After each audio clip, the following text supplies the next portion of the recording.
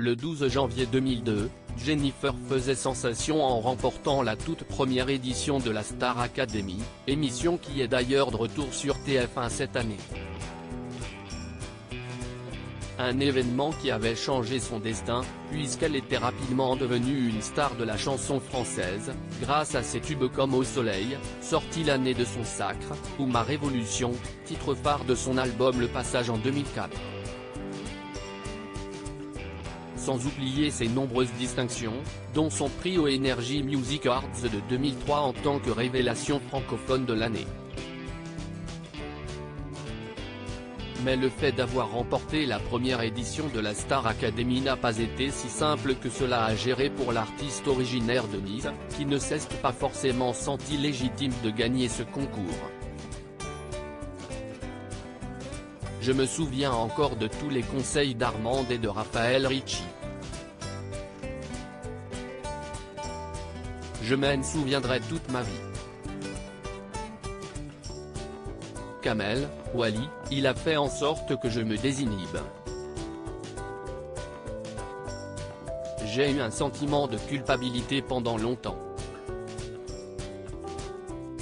Je me suis dit, pourquoi moi et pas une autre? Et puis je voyais beaucoup de talent autour de moi. J'avais un sentiment d'imposteur, expliquait-elle le 29 octobre dernier dans 50 Inside.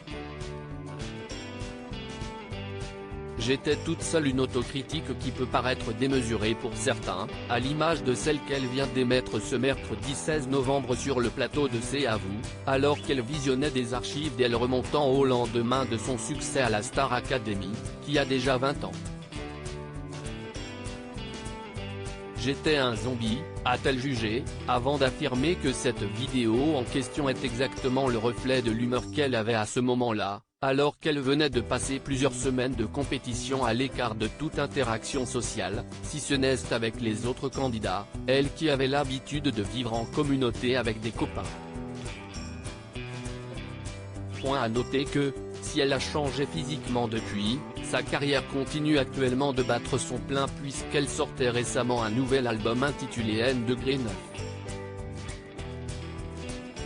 Elle a d'ailleurs, lors de son passage dans l'émission, chanté son morceau En attendant, issu de ce projet et dédié à ses 3 enfants, Aaron, né en 2003 de sa relation avec Maxime Nucci, Joseph, fruit de ses amours avec Thierry Neuvik, en 2014, et Giovanni, né en 2021 de son mariage avec Ambroise Fieschi.